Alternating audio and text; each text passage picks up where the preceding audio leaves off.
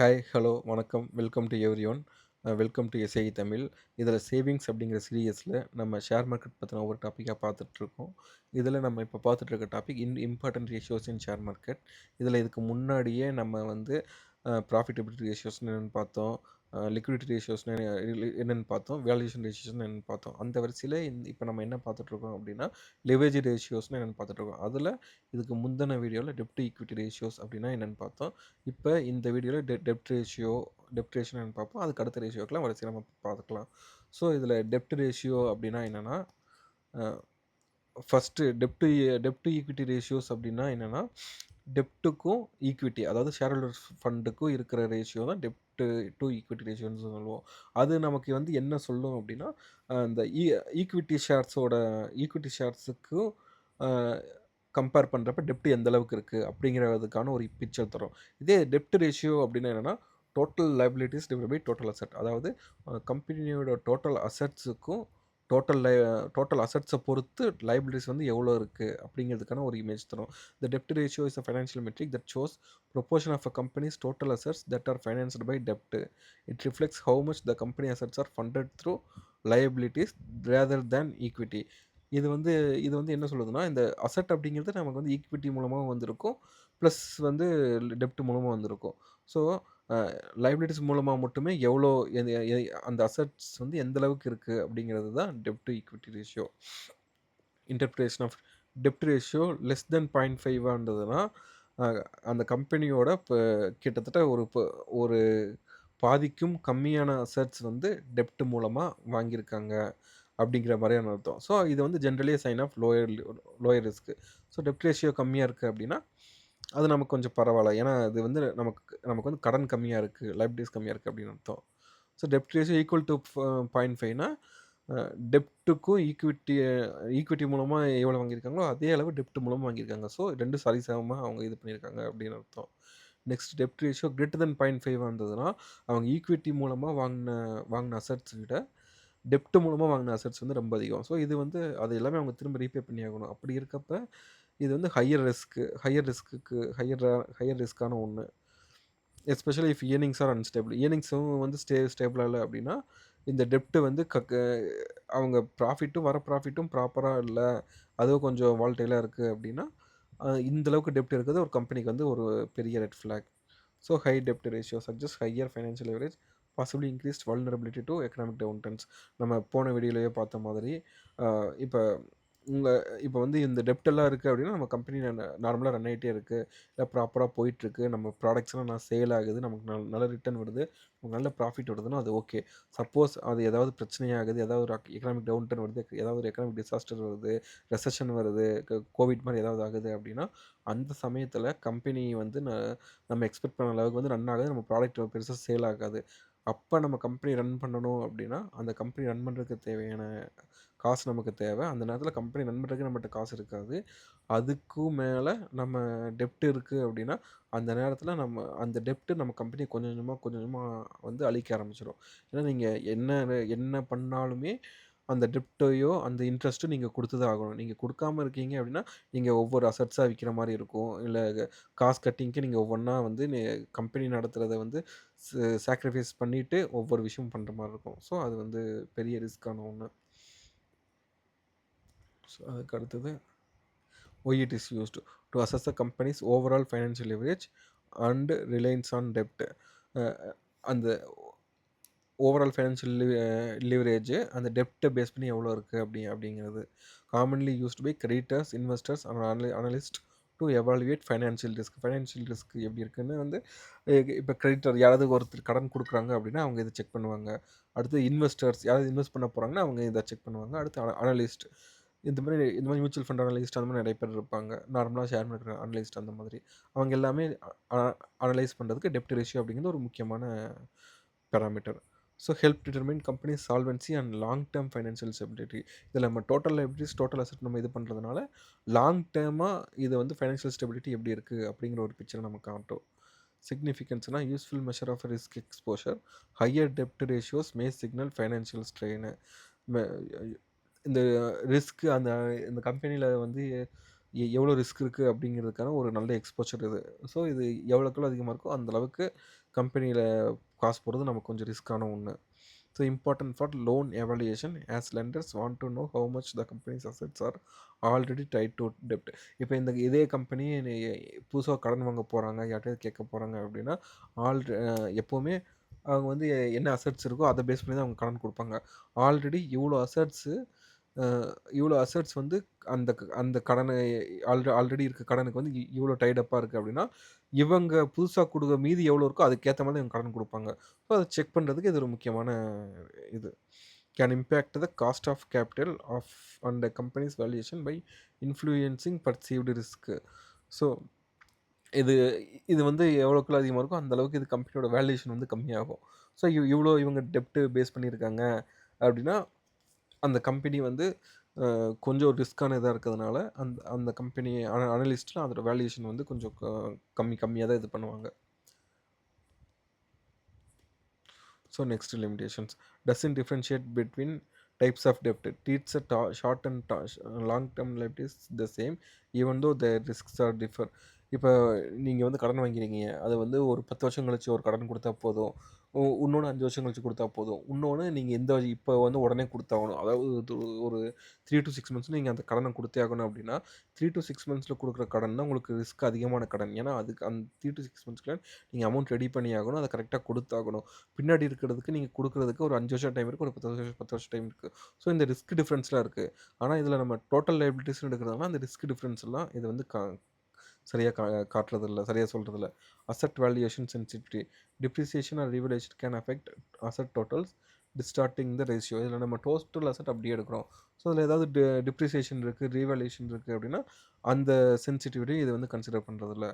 No insights into debt servicing ability. A company may have a manageable debt ratio but poor cash flow to meet the obligations. So இதில் வந்து சில சமயங்கள் வந்து பார்த்தீங்கன்னா டெப்ட் ratio ஓரளவுக்கு மேனேஜபிளாக நார்மலாக இருக்கும். பட் ஆனால் கேஷ் ஃப்ளோவே இருக்காது அந்த கம்பெனியில். ஸோ இது வந்து கேஷ் ஃப்ளோ அதெல்லாம் சரியாக காட்டாதனால அது ஒரு லிமிட்டேஷனாக நம்ம சொல்லலாம். அடுத்து இண்டஸ்ட்ரி வேரியபிலிட்டி, சேம் இண்டஸ்ட்ரியில் தான் செக் பண்ணி ஆகணும். ஸ்டாட்டிக்ஸ் ஸ்னாப்ஷாட், நம்ம இதுக்கு முன்னாடி அந்த லிக்விடிட்டி ரேஷியோ பார்க்குறப்ப நம்ம சொன்னோம் இது full and full assets liabilities base பண்ணி இருக்குது அப்படின்னா பேலன்ஸ் ஷீட் வச்சு நம்ம பார்ப்போம். பேலன்ஸ் ஷீட் அப்படிங்கிறது அந்த டைமில் அந்த எக்ஸாக்ட் டைமில் அந்த கம்பெனியோட இருக்க அசட்ஸு லைபிலிட்டிஸ் மட்டும் தான் அது காட்டும். ஸோ இது வந்து ஸ்டாட்டிக் ஸ்னாப்ஷாட் மாதிரி தான். அந்த எக்ஸாக்ட் டைமில் அது எவ்வளோ இருக்குது அப்படிங்கிறத அது காமிக்குது. ஸோ அது ரன்னிங் ஃப்யூச்சரில் எப்படி இருக்கும், ஸோ இன்றைக்கி நாளைக்கு எப்படி இருக்கும் அப்படிங்கலாம் அது காட்டாது. அந்த எக்ஸாக்ட் டைமில் தான் அது இருக்கும். அது நீங்கள் ஒரு நாள் கழிச்சு எடுத்து பார்த்தாலுமே அது அசட்ஸ் கொஞ்சம் மாறிக்கலாம், இந்த லைபிலிட்டிஸ் கொஞ்சம் மாறிக்கலாம். ஸோ இது வந்து அந்த டைமில் என்ன இருக்கோ அதுதான் காமிக்குது அப்படிங்கிறதுனால ஏதோ ஒரு limitations. Summary, the debt ratio offers a broad view of a company's financial structure and reliance on a broad out funds. While it's valuable risk indicator, it should be interpreted alongside other financial ratios like the interest coverage ratio or current ratio for a full understanding of financial health. So as usual சொன்ன மாதிரி இது வந்து ஒரு கம்பெனியோட financial ரிஸ்க்கை சொல்லுது, அந்த company எவ்வளோ கம்பெனியோட லிவரேஜ் சால்வன்சி ரேஷியோவை பற்றி சொல்லுது. ஸோ இது இண்டிவிஜுவலாக நம்ம யூஸ் பண்ணக்கூடாது, அதர் ஃபைனான்சியல் ஃபேக்டர்ஸோட நம்ம வந்து இதையும் கன்சிடர் பண்ணி பார்க்கணும் அப்படின்னு சொல்லி நம்ம சொல்கிறோம். ஸோ அதுக்கு அடுத்தது interest coverage ratio. Interest coverage ratio அப்படின்னா என்னென்னா, interest coverage ratio is a financial metric that measures company's ability to pay its interest expense on outstanding debt using its earnings. It indicates how comfortably company can meet its interest obligations. Interest coverage ratio EBIT divided by interest expense. So EBITனா நம்ம முன்னாடியே பார்த்துருக்கோம், earnings before interest and taxes. அப்படின்னா என்னென்னா interest coverage ரேஷியோனா earnings before interest and taxes divide by interest expenses. அதாவது EBIT அப்படின்னா என்னென்னா நம்ம வந்து ரெவன்யூ இருக்குது, ரெவன்யூக்கு அப்புறம் எக்ஸ்பென்ஸ், அந்த சேல்ஸ் பண்ணுறதுக்கான எக்ஸ்பென்ஸ் பண்ணுறோம், அதுக்கப்புறம் வர்றது வந்து ஆப்ரேட்டிங் ப்ராஃபிட் அப்படின்னு சொல்லுவோம். அந்த ஆப்ரேட்டிங் ப்ராஃபிட்டில் earnings before interest and taxes, அது டிப்ரிசியேஷன் அமார்டைசேஷன் நம்ம இது பண்ணிவிட்டு இன்ட்ரெஸ்ட்டும் டேக்ஸுக்கும் முன்னாடி என்ன அமௌண்ட் வருதோ அந்த amount divided by interest expenses, அதுதான் வந்து இன்ட்ரெஸ்ட் கவரேஜ் ரேஷியோ. அதாவது இது மூலம் நம்ம என்ன தெரிஞ்சுக்கலாம் அப்படின்னா, நம்ம கம்பெனி கோர் ஆப்ரேஷன் மூலமாக வர அமௌண்ட்டால் அ எந்த அளவுக்கு எந்த அளவுக்கு இன்ட்ரெஸ்ட்ட வந்து மேனேஜ் பண்ண முடியுது அப்படிங்கிற ஒரு image the company can meet its interest applications அப்படிங்கிறத தான் இது வந்து காமிக்குது. வெறும் இபிட் மட்டும் வச்சுமே அது வந்து இன்ட்ரெஸ்ட் எக்ஸ்பென்ஸ எந்த அளவுக்கு அதெல்லாம் மீட் பண்ண முடியுது அப்படிங்கிறது தான் interest coverage ratio. So ratio greater than 3 இருந்தா generally indicates a healthy ability to pay interest.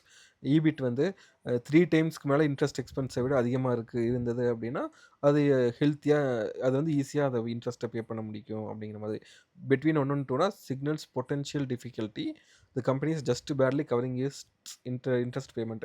இப்ப நீங்க ஈபிட் அப்படிங்கிறது என்னன்னா, அந்த கம்பெனியோட மொத்த லாபமா நீங்க பார்க்கணும். அப்ப கம்பெனியோட மொத்த லாபமே அந்த இன்ட்ரெஸ்ட் எக்ஸ்பென்ஸ விட ஒரு அந்த இன்ட்ரெஸ்ட் எக்ஸ்பென்ஸுக்கு 1 ஆர் 2னா அது அந்த இன்ட்ரெஸ்ட் எக்ஸ்பென்ஸ விட 1 டைமோ, 2 டைமோ தான் ஜாஸ்தியா இருக்கு அப்படின்னா, வரதுல பாதி அமௌண்ட் வந்து அவங்களுக்கு இன்ட்ரெஸ்ட்டே போயிடுது. அது 2வா வருது அப்படின்னா, பாதி அமௌண்ட் வந்து இன்ட்ரெஸ்ட்டாவே போயிருது அப்படின்னா, மீதி அமௌண்ட் வச்சு தான் அவங்க மத்த எல்லாமே வந்து இது பண்ணி ஆகணும்.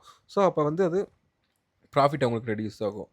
அப்ப அப்ப அவங்களால பேட்லி இன்ட்ரெஸ்ட் பேமெண்ட்ஸ பேட்லி தான் கவர் பண்ண முடியுது அப்படிங்கிற மாரி ஆயிரும். லெஸ் தென் 1 இருந்தா இது சீரியஸ் கன்சர்ன். கண்டிப்பா லெஸ் தென் அவங்களால இன்ட்ரெஸ்ட் பேமெண்ட்டே அவங்களால வந்து கவர் பண்ண முடியல. ஸோ இவங்ககிட்ட இந்த கம்பெனில வந்து எந்த ப்ராஃபிட்டும் வராது. ஷேர் ஹோல்டர்ஸ்க்கு எந்த ரிட்டர்னும் வராது. அப்படிங்கிற மாதிரி ஆயிரும். So the higher the ratio more comfortably company can manage it's dept serving. எவ்வளோக்கு எவ்வளோ அதிகமா இருக்கோ, அந்த அளவுக்கு இது வந்து ஈஸியா இன்ட்ரெஸ்ட்ட குடுக்க முடியும். டெப்ட்ட மேனேஜ் பண்ண முடியும் அப்படிங்கிற மாதிரி. So it's used to evaluate companies' debt serving capacity and financial wealth. Lenders and investors assess credit risk before offering loans and investing. இந்த காசு தரவங்க இதை லோன் தரவங்க இன்வெஸ்ட் பண்ணுறவங்க இதை செக் பண்ணிவிட்டு தான் கொடுப்பாங்க. ஸோ இது நல்லா இருந்ததுன்னா அவங்க ஈஸியாக வந்து கடன் கொடுப்பாங்க. அப்புறம் இன்வெஸ்ட் பண்ணுறதுக்கும் அவங்க வந்து அதிக ஆர்வம் காட்டுவாங்க. யூஸ்ட் இன் கிரெடிட் அனாலிசிஸ் நம்ம சொன்ன மாதிரி. Significance crucial indicator of solvency and financial stability, part of broader risk and leverage analysis used in investment and lending decision. Strong internet coverage ratio supports lower cost of debt as lender perceive lower risk. So இப்போ வந்து உங்களுக்கு interest coverage ratio அதிகமாக இருக்குன்னா invest பண்ணுறவங்களுக்கு அது கொஞ்சம் lower ரிஸ்க்காக இருக்கும். இந்த இன்ட்ரெஸ்ட் கவரேஜ் ரேஷியோ அப்படிங்கிறது ரொம்ப ரொம்ப முக்கியம். இப்போ கம்பெனிக்கு வந்து டெப்ட் இருக்குன்னு ஆகிப்போச்சு. ஸோ அவங்களால அந்த இன்ட்ரெஸ்ட்டை வந்து எப்படி பே பண்ண முடியுது? இன்ட்ரெஸ்ட்டுங்க வந்து நீங்கள் டெப்ட்டுக்கு மட்டும் இது பண்ணுறதில்ல, பாண்ட் மூலமாகவே இது பண்ணுறது தான். ஸோ அது அவங்க எல்லாத்துக்குமே அவங்க வந்து டெப்ட்டுக்கு அந்த இன்ட்ரெஸ்ட் கொடுத்தாகணும்.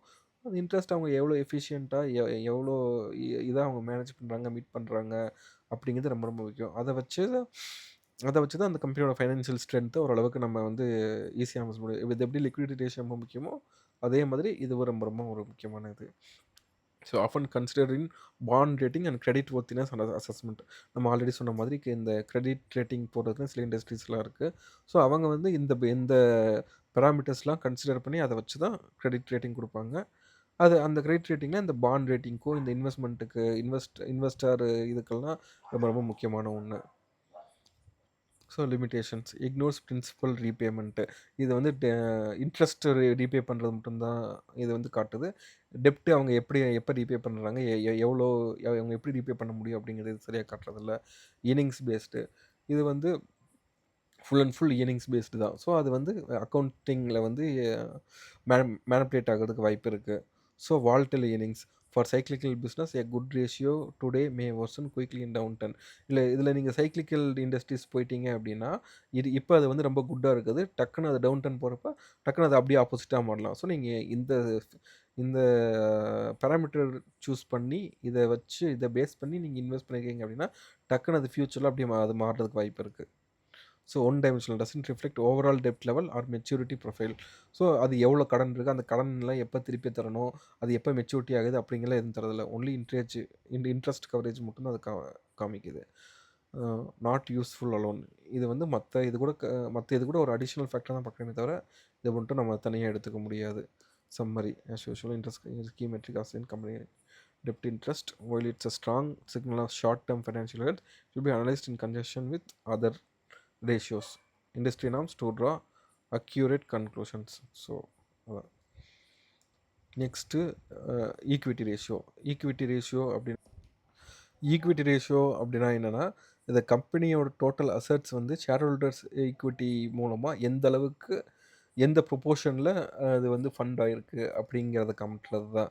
ஸோ இப்போ நம்ம வந்து டெப்ட் ரேஷியோவில் என்னென்னு பார்த்தோன்னா, அந்த கம்பெனியோட அசெட்ஸு எந்த அளவுக்கு டெப்ட் மூலமாக ஃபைனான்ஸ் பண்ணப்பட்டிருக்கு அப்படின்னு பார்த்தோம். ஸோ ஈக்விட்டி ரேஷியோனா total equity by total assets. அதாவது அந்த அசெட்ஸில் ஈக்விட்டியோட பங்கு எவ்வளோ அப்படிங்கிறது தான் equity ratio. High equity ratio indicates the company is less reliant on debt and more financed by shareholders, generally viewed as financially stable and less risky. இப்போ வந்து equity ratio அதிகமாக இருக்குது அப்படின்னா ஷேர் ஹோல்டர்ஸ் போட்ட முதல் மூலமாக ஈக்விட்டி மூலமாக தான் அந்த அசட்ஸ் எல்லாமே வந்து அவங்க இது பண்ணியிருக்க மாதிரி. ஸோ அந்த மாதிரி நேரத்தில் அவங்க அந்த கம்பெனிக்கு டெப்ட் ஆப்வியஸாக லெஸ்ஸாக இருக்கும். ஸோ அப்போ வந்து அது வந்து ஒரு குட் கண்டிஷனில் இருக்குது அப்படிங்கிற மாதிரி எடுத்துக்கலாம். Low equity ratio closer to ஜீரோனா சஜஸ்ட் ஹையஸ்ட் ஃபைனான்ஷியல் லிவரேஜ். அது வந்து அங்கே டெப்ட் ரொம்ப அதிகமாக இருக்குது அப்படின்னு அர்த்தம். ஏன்னா ஷேர் ஹோல்டர்ஸ் ஃபண்டு வந்து ரொம்ப கம்மியாக இருக்குது அப்படின்னா அவங்க டெப்ட் மூலமாக தான் பிஸ்னஸ் ரன் பண்ண மாதிரி இருக்கும். அப்போ அது வந்து ஒரு வந்து பாரோட் ஃபண்ட்ஸ் அதிகமாக இருக்கும். அது ஒரு ரிஸ்க்கான ஒரு ரெட் ஃப்ளாக். ஈக்விட்டி ரேஷியோ 0.5 அப்படின்னா கம்ப்ளீட் அசெட்டில் பாதிக்கு பாதி ஷேர் ஹோல்டர்ஸ் ஈக்விட்டி மூலமாக அவங்க இது பண்ணியிருக்காங்க அப்படின்னு அர்த்தம். அப்புறம் மீதி வந்து லைபிலிட்டிஸ் மூலமாக இது பண்ணியிருக்காங்க, அதாவது டெப்ட் மூலமாக பண்ணியிருக்காங்க அப்படின்னு அர்த்தம். Higher ratio is usually preferred especially in uncertain and volatile market. இது அன்சர்டைன் அண்ட் வால்டைல் மார்க்கெட்டாக இருக்குது அப்படின்னா அந்த நேரத்தில் இந்த ஈக்விட்டி ரேஷியோ வந்து அதிகமாக இருக்கணும் அப்படின்னு தான் அனலிஸ்ட் இன்வெஸ்டர்ஸ்னால் எக்ஸ்பெக்ட் பண்ணுவாங்க. அடுத்தது to measure financial strength and solvency investor lender analyst how determine risk profile of a company's structure. அதுக்கு தான். So lower financial risk lead to better credit terms, ability to withstand financial stress, like to understand capital structure and financial strategy. So equity ratio வந்து பார்த்திங்கன்னா அந்த அசட்ஸுக்கான capital structure எங்கேருந்து வந்திருக்கு அப்படின்னு சொல்லி அதுக்கான ஒரு ஸ்ட்ரக்சரை தருது. ஸோ அதுதான் இதில் ஒரு முக்கியமான ஒரு விஷயம். reflects how much ownership of shareholders truly have in the company's assets. So இப்போ வந்து ஈக்விட்டி இந்த ரேஷியோ மூலமாக நமக்கு இன்னொன்று என்ன தெரிய வரும் அப்படின்னா அந்த அசட்ஸில் ஷேர் ஹோல்டர்ஸோட ஓனர்ஷிப் எவ்வளோ இருக்குது அப்படிங்கிறது தெரிய வரும். இப்போ டெப்ட்லேயே எல்லாம் அதிகமாக இருக்குது அப்படின்னா அது எல்லாமே அவங்க ஃபஸ்ட்டு இப்போ ஒரு கம்பெனி வந்து திவால் ஆகுது, ஏதாவது பிரச்சனை ஆகுது அப்படின்னா ஃபஸ்ட்டு அந்த கம்பெனி வாங்கின கடனுக்காக அந்த அசட்ஸ்லாம் கொடுப்பாங்க. அப்புறம் பாண்டு இல்லை இருக்கவங்களுக்குலாம் கொடுப்பாங்க.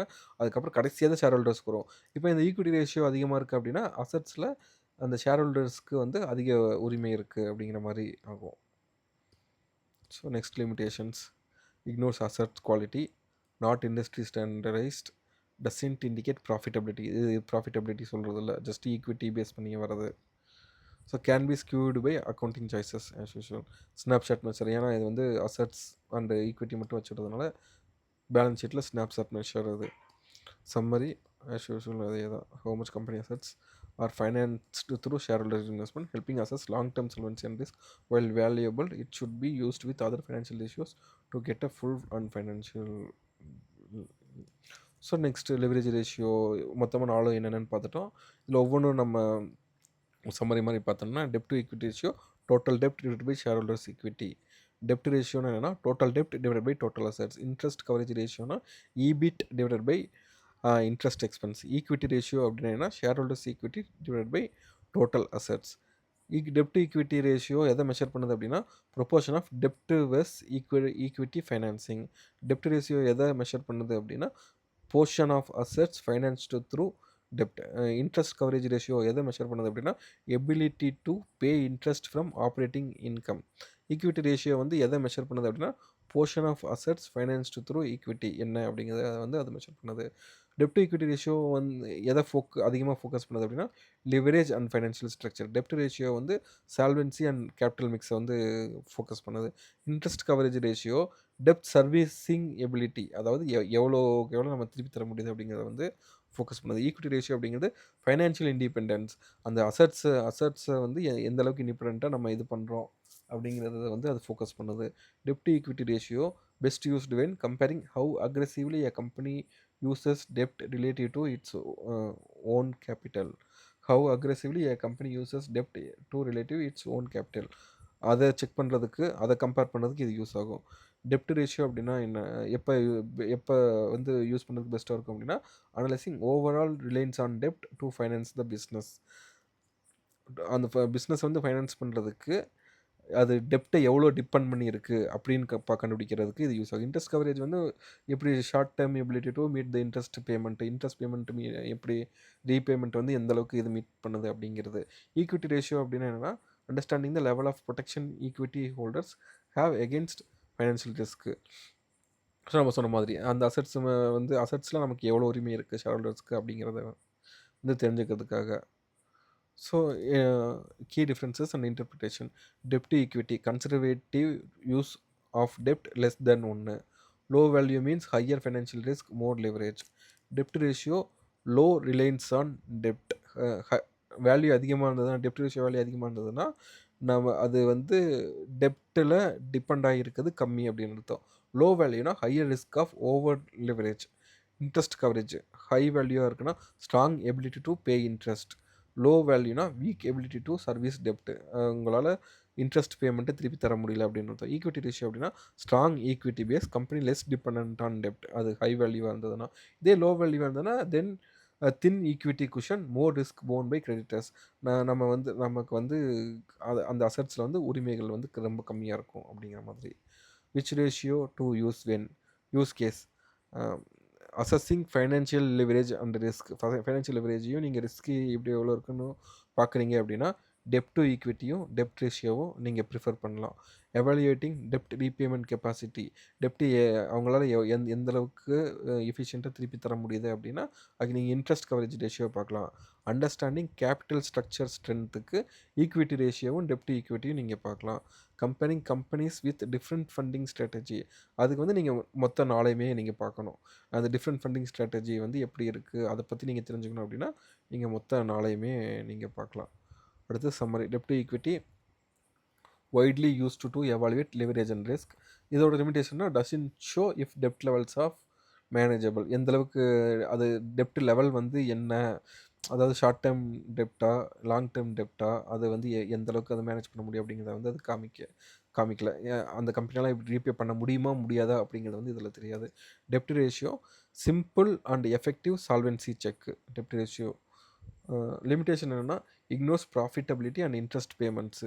இன்ட்ரெஸ்ட் கவரேஜ் ரேஷியோவோட ஸ்ட்ரென்த் என்னென்னா clear insight into short term financial safety. அதோட லிமிடேஷன் என்னென்னா only focuses on interest not principal or full cash flow health. இது இன்ட்ரெஸ்ட் திருப்பி தரதை பற்றி மட்டும்தான் பேசுது. அந்த மொத்த டெப்டை எப்படி திருப்பி தர போகிறாங்க அப்படிங்கிறத வந்து இது காட்டுறதில்ல. அது ஒரு லிமிட்டேஷன். ஈக்விட்டி ரேஷியோவோட ஸ்ட்ரென்த் என்னென்னா reflects long term financial strength. அதாவது அந்த கம்பெனியோடைய அசட்ஸ் முழுக்க ஈக்விட்டி ஷேர் ஹோல்டர்ஸ் ஈக்விட்டி மூலமாகவே இது டிபெண்ட் ஆகிருக்கு அப்படின்னா அது லாங் டேர்மாக அது ஃபைனான்ஷியல் ஸ்ட்ரென்த் நல்லாயிருக்கும் அப்படின்னு நம்ம எடுத்துக்கலாம். லிமிடேஷன்ஸ் வந்து பார்த்திங்கன்னா doesn't consider if equity is being efficiently utilised. இப்போ நம்ம சொன்ன மாதிரி இப்போ நீங்கள் மொத்த காசையுமே வந்த ஈக்விட்டி எல்லாத்தையுமே நீங்கள் அசட்ஸ் பர்ச்சேஸ் பண்ணவே போட்டிங்கன்னா அந்த பிஸ்னஸ் ரன் பண்ணுறதுக்கோ இல்லை ஃபியூச்சர் ஏதாவது தேவைப்படுதுன்னா அப்போ உங்களுக்கு இருக்காது. ஸோ நீங்கள் ஒரு பேலன்ஸ்டாக ஒரு டெப்ட் நீங்கள் எந்த அளவுக்கு பேலன்ஸ்டாக யூஸ் பண்ணுறீங்களோ அந்தளவுக்கு நீங்கள் பிஸ்னஸ் வந்து எஃபிஷியண்ட்டாக ரன் பண்ணுறீங்க அப்படின்னு அர்த்தம். அப்படி இல்லாமல் எல்லாமே நீங்கள் ஈக்விட்டிலேயே நீங்கள் பண்ணுறீங்க அப்படின்னா இது ஹையஸ்ட் ஆக நீங்கள் எஃபிஷியண்ட்டாக டெப்ட்டை யூஸ் பண்ணல அப்படின்னு அர்த்தம். ஸோ அவ்வளோதான். இது லெவரேஜ் ரேஷியோஸ் வந்து இதோட முடியுது. இப்போ இது வரைக்கும் நம்ம வந்து வேல்யூஷன் ரேஷியோஸ் பார்த்துருக்கோம், லிக்விடிட்டி ரேஷியோஸ் பார்த்துருக்கோம், ப்ராஃபிட்டபிலிட்டி ரேஷியோஸ் பார்த்துருக்கோம். அடுத்தது லிவரேஜ் ரேஷியோஸ் பார்த்துருக்கோம். இதுக்கப்புறம் இருக்கிற இதுக்கப்புறம் எஃபிஷியன்சி ரேஷியோஸும் மார்க்கெட் பர்ஃபார்மன்ஸ் ரேஷியோஸும் மிச்சம் இருக்குது. அதை வந்து நம்ம அப்கமிங் வீடியோஸில் நம்ம ஒவ்வொன்றா பார்க்க ஆரம்பிக்கலாம். இது வரைக்கும் பார்த்ததெல்லாம் எல்லாருக்கும் புரிஞ்சிருக்குன்னு நினைக்கிறேன். சப்போஸ் உங்களுக்கு எதாவது டவுட் இருக்குது அப்படின்னு கமெண்ட்ஸில் கேட்கலாம். இது வரைக்கும் பார்த்த எல்லாருக்கும் நன்றி.